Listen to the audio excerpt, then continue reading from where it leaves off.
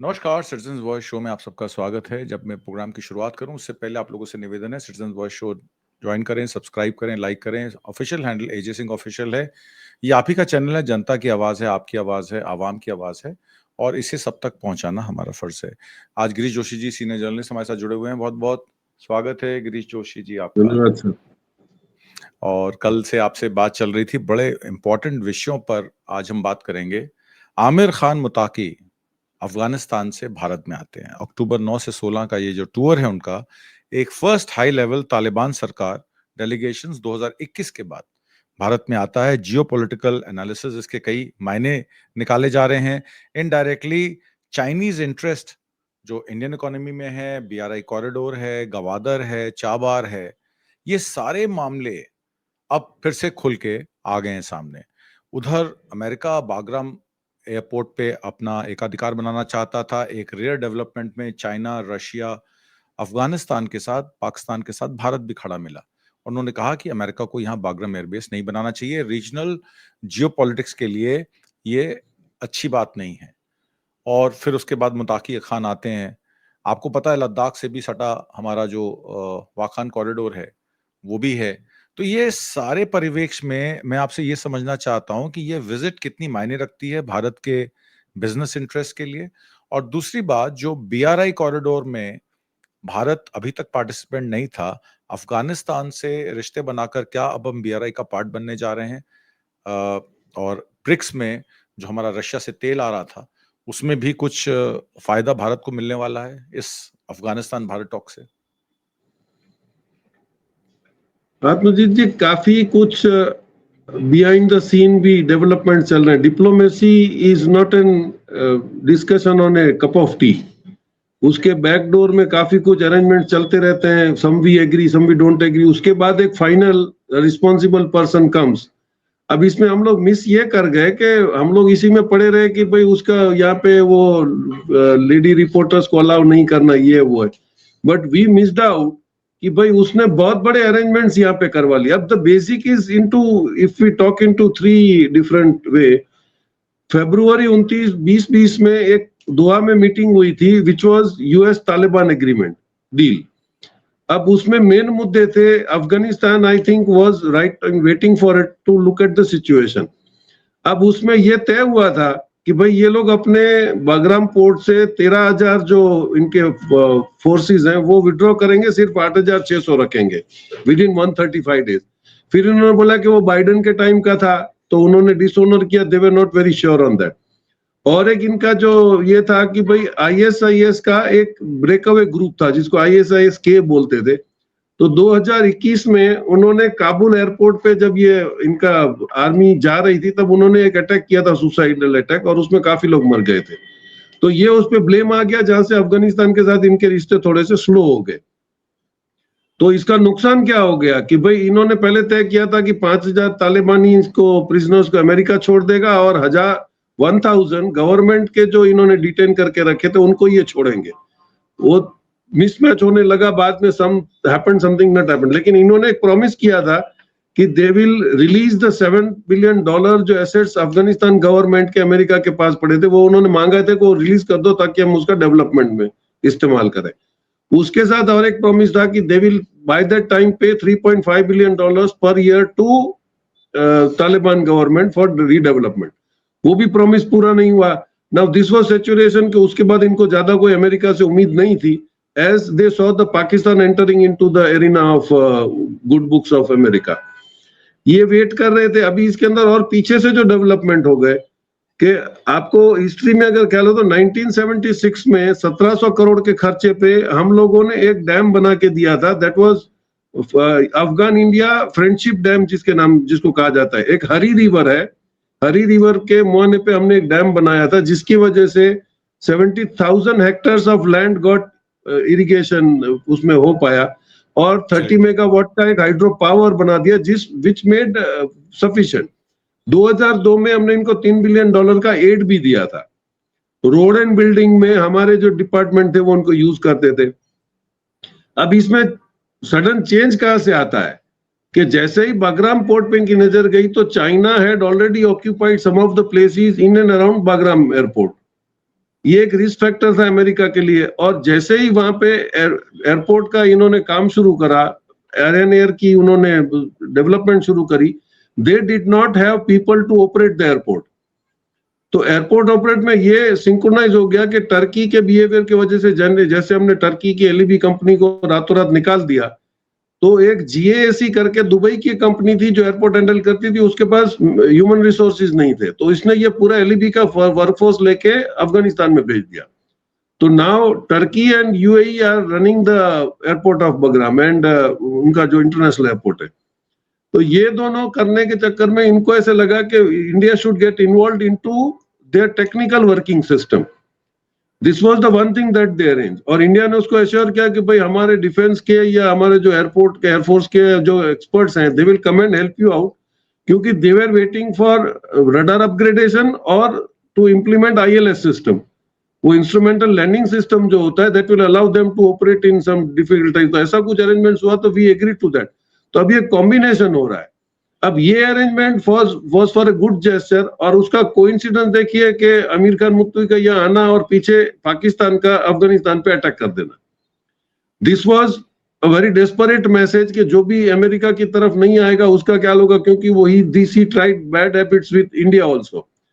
तो अमेरिका की तरफ आप नहीं जाओगे तो आप उसकी कीमत चुकाओगे, ये करने का उसने कोशिश करा। लेकिन अनएक्सपेक्टेडली, जैसे ईरान ने इजराइल को मार के भगाया, उसी तरह अफगानिस्तान इमीडिएटली रिटेलिएटेड। और अब ये पोजीशन आके खड़ी हो गई है कि पाकिस्तान और इंडिया की वॉर में शायद चाइना का अपना एक मार्केटिंग सेटअप का इंटरेस्ट था जो अफगानिस्तान में नहीं है। तो कल अगर पाकिस्तान और अफगानिस्तान की वॉर होती है तो ऑब्वियस है कि चाइना वुड बी हेल्पिंग, क्योंकि उसका काफी वहां पे स्टेक लगा हुआ है। अब इसी का एक पार्ट ये भी आता है कि जो बीआरआई में हम लोग ने ज्वाइन नहीं करा था लेकिन अगर आप इसका रूट देखें, सीपीसी का जो रूट है वो ग्वादर पोर्ट से होके जो निकला है, उसको काफी कुछ दिक्कतें आ रही हैं बिकॉज ऑफ टेररिज्म। बलूचिस्तान का अटैक हुआ था टैंकर से, चाइना के काफी इन्वेस्टर्स और इंजीनियर्स मर गए थे। तो उन्होंने ये सोचा कि ग्वादर को क्यों ना उसको एक ऑल्टरनेट रूट में डेवलप किया जाए, और ही डिड इट। अभी 15 दिन में इनकी चाइना के प्रोविंस से आके ईरान के अपरन तक ये रेलवे लाइन एस्टेब्लिश हो गई और रोज उनकी ट्रेन की आवाजाही शुरू हो गई। 15 days the material is now coming. सी पे से डिपेंडेंस चाइना का कम हो गया। जो बीच में रूट रह गया था, इसको जैसे आपने बताया कि हम इसको अगर डेवलप करते हैं अकान के कॉरिडोर को, it is early about 66 miles. तो ये सर्कुलर रूट जो बनेगा, this will also join to BRI. तो ये हो गया कि ग्वादर पोर्ट से, चाबार पोर्ट से हम लोगों ने बीआरआई को ज्वाइन कर लिया, ये पोजीशन आके खड़ी हो जाएगी। ये एक विन विन सिचुएशन है, क्योंकि वी विल आल्सो अर्न। और ये जो आपका डिस्प्यूटेड कश्मीर के एरिया में से जो ये बीआरआई निकल रहा है, उसमें ये होगा कि हमारा पार्टिसिपेशन होगा, तो we will be able to do a vigilance there. अब ये समीकरण बदलते चले जा रहे हैं, और अमेरिका का डेस्परेशन ये था कि सेंट मार्टिन आइलैंड नहीं मिलना, वियतनाम से निकाला जाना, फिर आपको ताइवान में डिस्प्यूट है लेकिन वहां पे आप जा नहीं पा रहे हो, श्रीलंका ने आपको जगह नहीं दी। So ultimately you are looking for something, तो position best location is Afghanistan. अगर ये इनको मिल जाता है तो they can completely watch the area, control the area. तो Russia, China, Afghanistan, Middle East, सारा ये उनके बेस पे आ जाएगा, क्योंकि वो बहुत ही सेंट्रली लोकेटेड है। और history has proved that Afghanistan का इंपॉर्टेंस ये है कि हमारा सिल्क रूट भी इधर से निकलता था। तो that means that the strategical importance जो है, अब इसमें सबसे बड़ी बात कहाँ आ रही है कि डेस्परेट अमेरिका इसके लिए भी कि रेयर अर्थ मटेरियल वो कहाँ से कैप्चर करेगा। जिबूटी से इनकी फ्यूचर पता नहीं है टिकेंगे कि नहीं टिकेंगे। इसका मतलब यह है कि अफ्रीका से तो इनका सोर्सेज बंद हो रहा है। यूक्रेन में जो वो कोशिश कर रहा था, वो रशिया ने इनको डिस्टर्ब कर दिया है। अब 44 लाख टन जो लिथियम अफगानिस्तान में, अब अफगानिस्तान के पास क्या क्या है, रेयर अर्थ है, कॉपर है, आयरन है, गोल्ड है, लिथियम है, और नेचुरल गैस और ऑयल भी है। अब ये सारा जो कबाड़ा देखने की कोशिश ये लोग कर रहे हैं, तो it is very much necessary कि भाई अनसर्टेनिटी किसके पास थी, रशिया, चाइना और not going with America. Pakistan का भरोसा नहीं है। इंडिया जो सिटिंग ऑन द फेंस था, उसको आमिर खान ने इधर आके एश्योर कर लिया कि भाई आप लोग हमारे साथ आ जाओ। Now this is going to solve many problems which I think we were hesitant to do it. और इसी की वजह से चाइना, अमेरिका फटाफट उन पे 100% चाइना पे भी लगा रहा है, और उसने भी रिटेलिएट कर दिया कि भाई 0.1% भी मेरा मटेरियल होगा तो मैं बेचने नहीं दूंगा। मेरे को आपको एंड यूज सर्टिफिकेट देना पड़ेगा ताकि आप ऐसी कोई भी आइटम ड्यूअल यूज की आप अमेरिका को न दे दो। तो I think now this is war between America and China, we will have to decide our preferences once and for all. और 2026 में जब ब्रिक्स को हम हमारे अंडर में होस्ट कर रहे हैं तो ऑब्वियस है कि हम लोगों को ऑन पेपर अभी दिखाना पड़ेगा कि where are we, this are the arrangements which I think blessing in disguise में आमिर खान मुख्तार ने आके आपको अपॉर्चुनिटी दिया है, which I think we should not forget to encash. जी, इसमें एक बड़ा इंपॉर्टेंट पॉइंट जो आपने रेज किया, मुताकी की जो डिस्कशन हुई Indian external affairs minister S Jaishankar के साथ, वो एम्फसाइज कर रही थी India Afghanistan ties countering cross border terrorism. Cross border terrorism का शिकार भारत भी है, अफगानिस्तान भी है। ये अंडरस्कोर करता है कॉरिडोर का लिंक पाकिस्तान ऑक्यूपाइड कश्मीर के थ्रू होके जाता है, और पाकिस्तान ऑक्यूपाइड कश्मीर में हमने 26 सीटें अपनी विधानसभा में भी रखी हुई हैं। तो इंडिया की जो पोजीशन है फ्रेम करने की, वो एक कंटेजियस नेबर की हो जाती है पाकिस्तान की तरफ, और एक फ्रेंडली नेबरहुड की तरफ आ जाती है अफगानिस्तान की तरफ। तो ये डायरेक्टली चाइना के जो बीआरआई को मदद देगा, क्योंकि वाखन कॉरिडोर अफगानिस्तान को डायरेक्ट चाइना से बीआरआई को लिंक करता है। तो एक तरीके से बिजनेस बन जाएगा।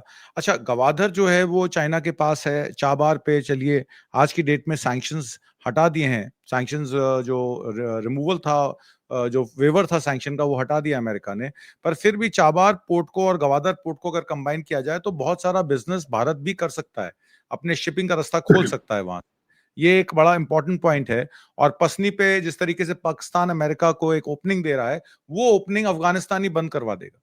जब चाबार और yes. गवादर से दोनों जगह प्रोजेक्ट चालू हो जाएगा तो वहां से बंद करा देगा।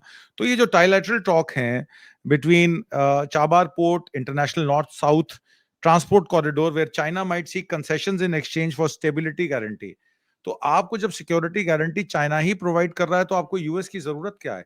क्या भारत अब अमेरिका मुंह से हटकर चाइना की बात सुनने को तैयार है? सिक्योरिटी गारंटीज का मामला हो, diluting exclusive economic partnership in central Asia हो, इनडायरेक्टली बूस्टिंग चाइनीज एक्सपोर्ट्स हो, या इन्वेस्टमेंट इनटू इंडियन मार्केट्स हो, जिसमें अफगान का ट्रांजिट रूट का इस्तेमाल भारत के निर्यात और आयात के लिए किया जा सकता है।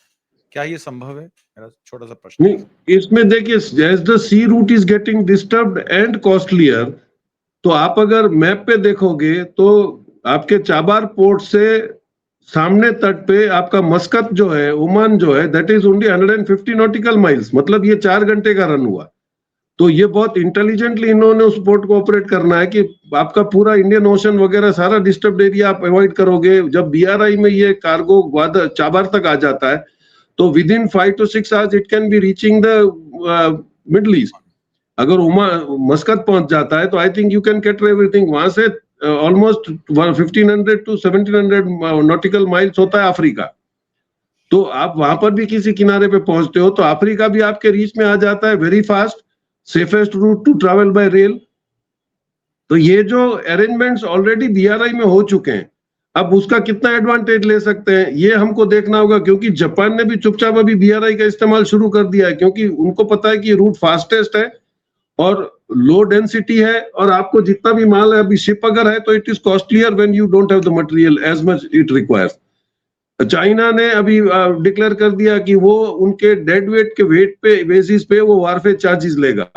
इंडियन रुपीस में उसने जब ये नया फतवा जाहिर कर दिया है कि that will amount from 30,000 crore to 70,000 crore. अब ये जहाज अमेरिकन फ्लैग होगा, अमेरिकन क्रू होगा, अगर वो चाइना पे लगता है तो उसको 80,000 रुपया देना पड़ेगा उसको, खाली वारफेयर चार्जेस और फीस में। तो इसका मतलब यह कि वो धीरे धीरे शिपिंग मूवमेंट के रिस्ट्रिक्शंस हर कंट्री अपने हिसाब से रूल करके रिस्ट्रिक्ट कर रहा है। तो the best way now option remaining is your BRI, जिसको अगर सीपीसी के थ्रू ऑन दैट एरिया, और मैं समझता हूं हमारा वहां पे मूवमेंट फ्री होना इनटू पीओके एंड सीएचएच, तो ये this will ultimately give us some presence there, जो बाद में निगोशिएट हो सकता है। ऐसा कोई हार्ड एंड फास्ट किसी ने मिलिट्री से कैप्चर नहीं कर लिया, और निगोशिएशंस होते रहे। हमने बांग्लादेश के साथ भी विलेज स्वैपिंग किया था 111-55, तो that is in the future. लेकिन आज अगर हमारा बिजनेस फास्ट हो रहा है, इजी हो रहा है, स्मूथ हो रहा है, तो I think we should prefer that. अभी आप देख लो कि जैसे, और एक मैसेज हमने इनडायरेक्टली दे दिया है यूएसए को, रशियन सैंक्शंस के बावजूद पहली public sector undertaking Indian Oil Corporation ने रशिया से जो ऑयल लिया उसका पेमेंट युआन में करा है। युआन शॉर्टेज है रशिया के अंदर, उसके पास रुपीस बहुत पड़े हैं, तो रुपीस का ट्रेड हम उससे मैनेज करेंगे। मतलब interchangeability of currency has now started within the BRICS countries. तो ये फर्स्ट मैसेज गया कि अभी ना आपके स्विफ्ट की जरूरत है ना डॉलर की है, we are going into that. अगर रिलायंस करता तो वो पॉसिबल है, कहीं उसको परेशान करता। अब ये public sector Indian Oil Corporation ने पेमेंट करा है, they have no way to harass them. तो I think lot of things behind the curtain are happening. तो ये आ जाना चाहिए कि how strongly we hold that, और हम खुल के बोल देंगे 2026 के ब्रिक्स के पहले, तो I think systems will change. और ये ईस्ट वेस्ट डिवाइड अब ओपनली सामने आ रहा है, गल्फ कंट्रीज को भी समझ में आ रहा है, कतर को भी समझ में आ रहा है। जब तक वो अमेरिका टिल्टिंग थे, अब they are also sitting on the fence. BRICS में ऑलरेडी ज्वाइन करने की वो कोशिश कर रहे हैं। Africa is getting monetarily rich. तो I think lot of changes are happening. उसमें हम लोग कितना स्मार्टली मूव करके फ्यूचर हमारा डिसाइड कर पाते हैं, that will depend upon the political will. जी, पॉलिटिकल विल। इंडियन इकोनॉमी के लिए this stability could facilitate safer overland trade with central Asia. जैसे कि आपने कहा, बिलियंस ऑफ डॉलर्स का पोटेंशियल एक्सपोर्ट हो सकता है या युआन का एक्सपोर्ट हो सकता है, but it also extends Chinese interest by creating opportunities for Beijing to propose economic forums, जैसे कि एक्सपैंडिंग एससीओ मैकेनिज्म। जो हम एससीओ की मीटिंग अटेंड करके आए थे, उसके मैकेनिज्म को भी एक्सपैंड किया जा सकता है। चाइना भी पिच कर सकता है infrastructure financing to India. Bharat जी, में जो निवेश है इंफ्रास्ट्रक्चर में, उसी पर सारा फोकस है। सरकार 12 से 13 लाख करोड़ रुपए हर साल खर्चा करती है। अगर चाइना निवेश आ जाएगा, ज्यादा ब्रिजेस बन जाएंगी, ज्यादा सड़कें बन जाएंगी, ज्यादा इंफ्रास्ट्रक्चर बन जाएगा, तो डेवलपमेंट फास्टर होगा। इसको इकोनॉमिक टाइज के लिहाज से भी देखा जा सकता है। हालांकि क्रिटिक्स आर्ग्यू करते हैं कि इस तरीके की टैसिट अलाइनमेंट जो है, वो चाइना को एकाधिकार दे देगी हमें डेट ट्रैप में डालने की। पर मेरा सवाल ये है कि भारत का वैसे ही डेट ट्रैप है। भाई, हम जो इंपोर्ट करते हैं, जो एक्सपोर्ट करते हैं, हमारा 100 से 150 बिलियन डॉलर का नेट ट्रेड डेफिसिट रहता ही रहता है। हम बोरिंग पे डिपेंडेंट हैं। तो अमेरिका का एकाधिकार हो भारत पे, या चाइना के साथ मिलकर रीजनल कोऑपरेशन किया जाए, दोनों मॉडल में कौन सा मॉडल बेटर रहेगा? एक तो सवाल मेरा ये है। ओवरऑल जो ये विजिट है, प्राइमरीली इंडिया की प्रैग्मेटिक रीच को और ट्रेड को आउटरीच करती है, जिसमें $3 बिलियन एनुअली का बिजनेस का इजाफा हो सकता है। एम्बेसी भी खुल जाएगी काबुल में। It is viewed as double edge sword also. New Delhi का फुटहोल्ड भी बन जाएगा, और चाइनीज इकोनॉमिक जो मॉडल है, उससे इंफ्रास्ट्रक्चर सपोर्ट भी हम चूज कर सकते हैं, हमें कितनी इन्वेस्टमेंट चाहिए, कहां चाहिए। तो क्या भारत को चाइना के साथ पार्टनरशिप की तरफ देखकर रीजनल स्टेबिलिटी ग्लोबल साउथ में लानी चाहिए, या आज भी वो इजराइल और अमेरिका की तरफ अगर वो एक तरफ झुका रहेगा, एक पेरिस नाव में एक पेरिस नाव में, तो भारत का डेवलपमेंट मॉडल खतरे में पड़ सकता है? आखिरी टिप्पणी इसके बारे में। अगर आप इकोनॉमिक एंगल से देखें आत्मजीत जी, तो किसी के डेवलपमेंट को आंख बंद करने के बाद हम उसकी लाइन छोटी नहीं कर सकते। आपका और आज से 20 साल पहले आपका पर कैपिटा इनकम चाइना का और आपका एक ही था, वो कहां पर है? तो instead of learning that what he did, हम ये बोलेंगे नहीं नहीं उसको आगे जाने तो उससे कोई मतलब नहीं होता। This is very timid of us talking on that. आप ये देख लो कि कितने अपॉर्चुनिटीज हमने पास में मिस कर दी हैं। जब ये अमेरिकन सैंक्शंस लगे, अगर हमने चाइना को लाल आंख दिखा के अपना रिलेशंस लोकल पॉलिटिक्स के चक्कर में बहुत बड़ा फीचर नहीं कर लिया होता, तो ये सारा इन्वेस्टमेंट आपके इंडिया में आता। और अभी तो ऑन रिकॉर्ड नीति आयोग के एक एक्स ने बोला भी था, उसने बुक में लिखा है कि हमने 2 साल पहले गवर्नमेंट को बोला था कि लेट द चाइनीज इन्वेस्टमेंट कम, यहाँ पे इन्वेस्टमेंट आएगा, अपॉर्चुनिटी जनरेट होगी और हम लोगों का भी अपग्रेडेशन होगा। Government did not follow that. तो हुआ क्या? आपका सारा इन्वेस्टमेंट अमेरिकन कंपनी निकल के यहाँ पर नहीं आई, वो वियतनाम, हांगकांग सब जगह चली गई। आज उनका आप जीडीपी देखिए और उनका ग्रोथ देखिए। वी मिस दैट बस। उसके बाद 2 साल पहले उनके फॉरेन मिनिस्टर ने बोला था कि क्योंकि फार्मा में चाइना को बदनाम कर रहा है अमेरिका, तो हम लोग सोचते हैं कि 2 साल में एपीआई 85% हम लोग इंडिया से इंपोर्ट कर रहे होंगे। आपने अपने चाचा मामा के लड़कों को सब पीएलआई के अंदर आपने आरएनडी के लिए पैसा दे दिया, हुआ कुछ नहीं। अल्टीमेटली हम लोग 30% जो थे वो हम लोग 50% प्रोडक्शन थे। अभी भी हम लोग एपीआई में सेल्फ सफिशिएंट नहीं हो पाए। वाई? इसका मतलब ये था कि आपकी पॉलिसी और ये वो कथनी करनी में फर्क था। आपके पास वो आदमी नहीं थे जिसके पास नेशनल स्पिरिट हो कि भाई हमको देश को कैसे आगे बढ़ाना है। वो सारे अपना ही प्रॉफिट देखते रह गए, और वो हम देख रहे हैं। तो I think you should have channelize the money into a very proper thing, जहां पे ये काम हो सकता था। आपने रातों रात किसी को साहूकार करने के लिए हिंदुस्तान के टैक्स के पैसे नहीं देने थे। 16 लाख करोड़ आपने माइनस कर दिए। वही अगर आपने एमएसएमईज को देके एपीआईज में अगर उनको आपने बढ़ावा दिया होता, तो आज I think we should have been self sufficient. कोई बड़ी बात उसमें नहीं, हमारे पास इंफ्रास्ट्रक्चर है। तो वी हैव मिस्ड अ बस, और this is a third opportunity I think which Amir Khan Muttawi has come and given you into your hands that if you can encash this. अब वो कितना कर पाते हैं, क्योंकि BRI का दबदबा आप निगलेक्ट नहीं कर पाओगे. BRI is functioning and it is functioning powerfully. Europe का दबदबा खत्म होता चला जा रहा है, उनकी सोर्स ऑफ इनकम कम होती चली जा रही है. आपकी मार्केट, और सबसे बड़ा अच्छा, अगर आप बिल्कुल सिंपल लैंग्वेज में बोलें कि आपको अगर पेमेंट 500 रुपए में करनी है तो आप दुनिया भर में इकट्ठे करते घूमोगे. अभी after opening of vostro accounts into multiple currencies, आपने दिरहम में भी अकाउंट में पैसा रख सकते हो, आप युआन में भी रख सकते हो, आप रशियन में भी रख सकते हो, रूबल में. तो अब ये हो गया कि भाई आपको 500 की नोट नहीं ढूंढनी, आप 100 की भी दोगे चलेगा, 20 का. दिस हैज हैपेंड नाउ कि अब जब ब्रिक्स के अंदर आप सब करेंसी में डील करोगे तो प्रेशर नहीं होगा. डॉलर में आपका ये वीकनेस था कि जब भी आपको वर्ल्ड बैंक का या IMF को या वर्ल्ड बैंक को पेमेंट करना होता था, सडनली आपका डॉलर स्ट्रांग हो जाता था. तो आपको जाने आपने 60 रुपीज पेमेंट का एस्टिमेट किया था, वहां पे आपको 80 रुपीज देने पड़ रहे हैं. तो this was a big hit and we have always suffered to that. तो I think there is nothing bad in it. Multiple currencies चालू हो रही है ब्रिक्स में, दैट विल ऑल्सो, आपकी भी सस्ताई आएगी, आपको भी पता चलेगा कि आपको कितनी करेंसी में कितने डील करना है. You will have your own exchange rates. There are multiple advantages, लेकिन अब वो किस मतलब से इकोनॉमिस्ट उस पर बात नहीं कर रहे हैं, why are they not trying to explain, that is beyond my thinking. जी, इसमें जो डायनेमिक्स हैं, broader US China rivalry, China is the world power today, US is on the down slide. इस रिवलरी को आप कह सकते हैं कि ये स्पिल हो रहा है साउथ एशिया में. इंडिया नेविगेट कर रहा है अपनी $4 ट्रिलियन इकोनॉमी को $5 ट्रिलियन ले जाने में. एक सुनहरी अपॉर्चुनिटी अफगानिस्तान ने दी है, अभी भी आखिरी मौका है. BRI कॉरिडोर का हिस्सा बन जाइए, CPC कॉरिडोर का हिस्सा बन जाइए, गवादर और चाबार को खोल दीजिए, आपका बिजनेस खुल जाएगा. अफगानिस्तान के साथ आपका बिजनेस खुल जाएगा. $3 बिलियन की अपॉर्चुनिटी, मैं कहता हूं कुछ भी हो, एक अंधा भी समझ लेगा कि क्या हो रहा है. और इसमें अब भारत को एक लीप लेनी चाहिए और पुरानी मित्रताएं रखिए, उनको अपने संजोग के रखिए, पर उसको अपने जीवन का आधार मत बना लीजिए.